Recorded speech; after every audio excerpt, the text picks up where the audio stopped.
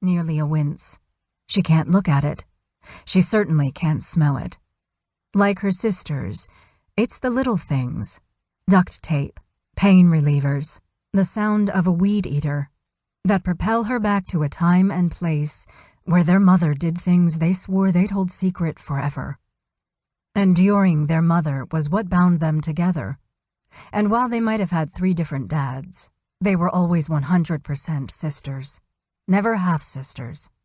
Their sisterhood was the one thing the Knotek girls could depend on, and really the only thing their mother couldn't take away. It was what propelled them to survive. Part 1. Mother. Shelly. Chapter 1. Some small towns are built on bloody earth and betrayal. Battleground, Washington, 12 miles northeast of Vancouver, near the Oregon state line, is one such place. The town is named for an incident involving a standoff between the Klickitat Nation and the U.S. Army.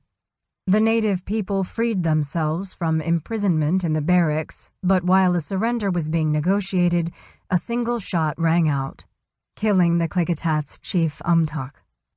It's fitting for Michelle, Shelly, Lynn, Watson, Rivardo, Long, Knotek's hometown to be known for a major conflict and a false promise. As it turned out, it was pretty much the way Shelly lived her life. For those who lived there in the 1950s, Battleground was quintessential small-town America, with good schools, neighbors who looked out for each other, and a bowling league that kept the pins falling every Friday and Saturday night. Dads worked hard to afford the new car and nice house. Most moms stayed home, taking care of the children, maybe later returning to the workforce, or taking classes at Clark College to continue dreams thwarted by conventions of the day and marriage. If Battleground had a Mr. Big Shot of sorts, it was Shelly's father. At 6 feet 2 inches tall with broad shoulders, Les Watson, former Battleground high school track and football star, was a big deal around town. Everyone knew him. He was quick-witted and could pour on the charm, a smooth talker and a master of BS. Handsome, too. All the girls in town thought he was a catch. Not only did he and his mother own and operate a pair of nursing homes, Les also owned the Tiger Bowl, a 10-lane bowling alley complete with a 12-seat snack counter. That was where Laura Stallings worked in 1958.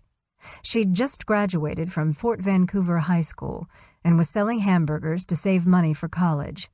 Laura's curly hair was blonde, with a ponytail that swung back and forth as she took orders. With sparkling blue eyes, she was undeniably beautiful. She was also smart. Later, she'd lament that her brain wasn't in full gear when she agreed to date and then eventually marry Les Watson. Les was also 10 years older, though he'd lied and told his teenage bride that he was only 4 years her senior. "I got caught up in all he had going for him," Laura said years later, bemoaning the choice she made. "I fell hook, line, and sinker. He just wasn't a great guy." Laura's jolt into reality came the day after she put her hair up in a French twist, like Tippi Hedren in the Hitchcock classic The Birds, and married Les in a civil ceremony in 1960 in Vancouver, her hometown. Only Laura's family was present, though her parents had been against the marriage. Les had had good reason not to invite his. They knew what was coming. When the phone rang early the next morning, Laura answered. It was Les's first wife on the line, calling from California. "When are you coming to get these damn kids?" Sharon Todd Watson spat into the phone. Laura didn't know what she was talking about. What? Les had never mentioned to Laura that he'd promised to raise his children by Sharon, Shelly, Chuck, and Paul Watson. The omission of that little detail was typical of Les, though Laura knew that she'd never be able to fix that, and that her parents' concerns had been justified. After the early morning call, Les told Laura that his ex-wife, Sharon, couldn't raise the kids. She was a depressive and an alcoholic. Laura took a deep breath and agreed. And really, what could she do about it anyway? They were her husband's children, and she knew she would need to buck up.